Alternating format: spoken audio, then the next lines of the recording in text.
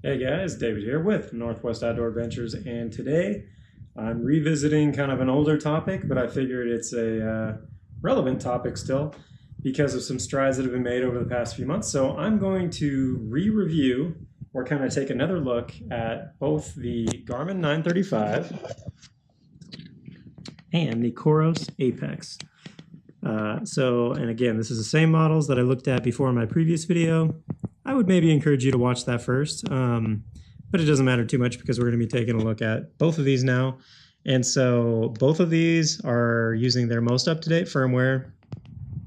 So Coros especially, the last time that I reviewed these, they had promised a bunch of different updates. And Coros had promised a bunch of different updates that they were going to do to their watches via firmware updates and some, cool and interesting things with their software. And so I was skeptical, as, pretty much everyone probably should be. And lo and behold, they apparently delivered on quite a few of those promises. So we now have some more advanced features found within the watch, and all that's super exciting. And so I figured what better time than to kind of put this to the test and kind of do the same thing I did in the last video, where I'm actually going to wear both of these watches. And now this time I'm having them set up so that they're in their most advanced GPS tracking states. So they're both using like whatever GLONASS and whatever the regular GPS as well. And they're set up basically in their most accurate states to track your position. I explained that's super bad, but hopefully you get the idea. So anyways, they're set up as best they can be, at least to my knowledge. And I'm actually going to wear these during an ultra that I'm running tomorrow, the Smith Rock Ascent 50K. So I'm going to wear both of these watches for an ultra. What's interesting about this race is the tree cover, I think, is minimal, so it's pretty exposed. So there shouldn't be, a lot of canopy interference or things like that with the GPS. So it'll be very interesting to see how these watches compare to each other, as well as, what we see with, the actual course mapping and things like that. So I'm excited to take a look at it. I'm going to get up bright and early, and we'll start it tomorrow at the race. So let's get going. All right, guys, we're here morning of the race. I got both my watches on. Got the Garmin on the left hand, and the Coros, kind of hard to see there, on the right hand. So, race is about to start in 15 minutes or so, and yeah, we'll put these babies to the test. Hey guys, a little over halfway, and I figured I'd do a little check-in. My legs are like toast, so that kind of sucks. So maybe it won't be such a fast day for me after all. So anyways, update on the watch status. There's a lot of a difference here. Garmin is at 16.59. Coros is at 16.22. Yeah, pretty big difference there so early in the race, so I'll be interested to see how it ends up. I'll check back in at the end. Alright, so for the watches, we've got the Garmin coming in at 31 miles, almost exactly, and the Coros 30.49. Ooh, so we're missing like almost a full half mile from the Coros, apparently, if the race is accurate. I'm pooped, so I'm going to get cleaned up, packed up, and then head home, and then we'll analyze the data. See you right. All right, I am back at my house after the race. This is actually the day after the race, so I've had a little bit of time to recover now.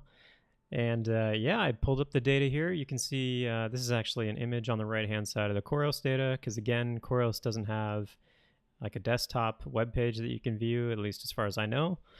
And then on the left-hand side here, this is the Garmin Connect web interface. And this is the same activity from both watches. And yeah, let's just dig into the data. So, interestingly enough, again, if you watch the previous video, which again, it probably would be good to reference, the Coros is a little behind. So the Coros had 30.49 miles, whereas the Garmin had 31, almost flat. So a half a mile, which is actually quite a bit to miss out on there. And again, this is kind of the same thing that I've been seeing the whole time that we've had both of these watches. Now, I've only actually worn both on me while I'm running a couple of times, and this being one of them. But every time, I've either used both on my hands or I've ran with my girlfriend Courtney, who's actually uses the watch on a daily basis. The Coros is always a little behind, it seems like. So anyways, enough of that. Let's keep on looking at the data here. So again, we've got that half-mile kind of disparity between the two watches. The workout time nearly identical, as it should be. I did start the Coros, I guess, 1 second maybe, or just a tiny bit behind the Garmin there. So yeah, and then calories, obviously that's going to be correlated to the amount of effort you put in and stuff like that. So we would expect those to be different since we have also different values put in for like Courtney's, height, weight, gender is different than mine. So I'm not worried about the calories that they display here. And then of course the pace is going to be directly related to the distance versus time out there as well. So we would expect that to be different too if the overall distance is different. So moving down a little bit, I guess the next most important thing that at least I care about is the elevation, which I guess Garmin's is actually up here. So on the Garmin watch, since both of these watches have, I believe, similar technology, they're both using altimeters. Yeah, we got 4,629 versus 4,636. So incredibly close. So that's great. At least that's great that they are both about the same, at least. We'll take a look at what the actual data is supposed to look like, at least from CalTopo and what the race says. So again, right now, all we really know is, the overall climbing was about the same on both watches, and the distance on the Coros was a little bit less than the Garmin. Well, a little bit, meaning a half a mile, which, when you're running a race like that, you hate to see. The heart rate now, on my previous video that I did, that was one of the things that I had noticed was definitely weird. Like it was not lining up at all. The Coros especially had really weird dropouts for what seemed like no reason.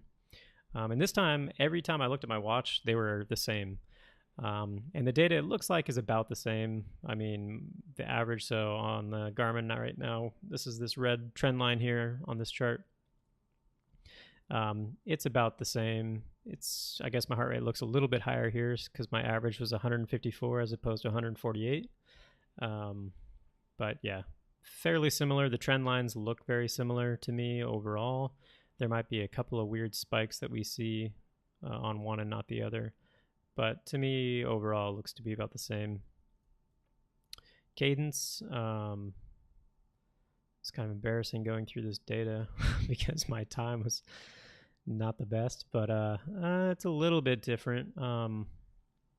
Yeah, I guess the Garmin has my steps per minute as a little bit lower than, but again, that might, well, you would think those would be pretty close, but yeah, so interesting there, 7 step per minute difference between the two. So that is a little bit of a discrepancy there. It's kind of interesting. So, I mean, those are kind of the big ones that I would look at. The biggest by far being, obviously the distance and the climbing, because those are the two things that I care about the most. So, and right now it looks like the Garmin has more, but let's move on to the race. So this is the actual race website. The race is put on by Go Beyond Racing. And if you look down here, they actually provide a link, and I already have it open here, to the Smith Rock Ascent 50K. This is on CalTopo. And if you have used CalTopo before, you can go, whoops, clearly I haven't. You can go here and it'll actually tell you all the stats on the course. So the distance, apparently according to CalTopo, is just under 31, so 30.73. So somewhat interesting there. It's actually right in between the Garmin and the Coros.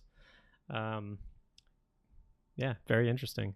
And then the total climbing is almost 4,900 feet, so 4,889. So both watches, apparently, according to CalTopo, were a little bit low. And yeah, it was the same thing I was just looking at. So somewhat interesting there. Obviously, I would personally rather have my watch read a little high than a little low. And like I said, again, this is the same exact thing we were seeing before when I did my previous video and I just did the 8-mile loop. So somewhat weird, I guess, is what I would say. That, you know, these have consistently, you have the Coros being a little bit lower. I mean, that's pretty much it. I guess I could go over one of the reasons why I did this video is because, again, Coros had a bunch of different releases that they went through over the past couple months. When I did the last video, it was mid early December, and I actually don't know if I had installed these updates yet. So you can check out this page to see the full release list. But you know, they had basically claimed that they had improved some of their GPS settings to be more accurate. They added some navigation functions, which I did mess around with a little bit, and it's super cool on the Apex. So I am really excited to see that they actually implemented that. Because again, you know, they had claimed they were going to do these things. Like when you visited their website and bought the Apex, you know, prior to this update, it showed it having it, and it was kind of disingenuous because, you know, in like small print, it was like coming soon, but they were selling the watch with kind of the implication that it was already on it. But they did add it.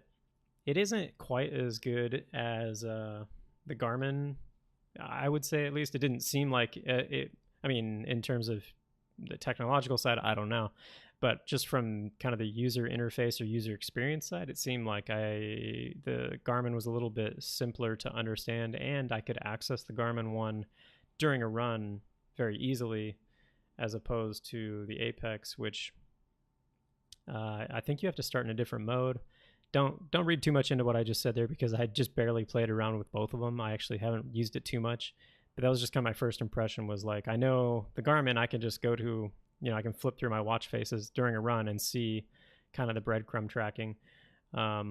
Whereas with the Apex, it seemed like I had to load in a map and then look for that and run it in a separate mode, which I know you can do in the Garmin 935 as well. But yeah, so overall, similar results to the last video. You know, I would pay the extra money to have a Garmin if it's going to be, you know, a little bit more accurate, which it seems like the Garmin is. Now, obviously, you could argue that because what we see here is the Garmin being a quarter mile higher than what Caltopo says versus Coros, which was a quarter mile lower. Now, I mentioned that I got that off the race website. Now, interestingly enough, the race itself lists the distance as 31.5. So take that for what it's worth. I don't know where they get that number, since the map that they provide says 30.7. But yeah, so, you know, these things are kind of hard to actually track and measure. And so I get that. And, you know, I think, again, the Coros Apex seems like a pretty good watch overall, especially for the price point, and the fact that they continue to support it and provide these great updates, I think is really cool. You know, I know my girlfriend loves the watch. She wears it every day. She likes it a lot. So, you know, overall, I think if you're interested in it and you're worried about, you know, the quality of the watch, I'd say don't. It's great. I would buy it. It's just, if I had the money, I'd probably buy the Garmin over the Coros.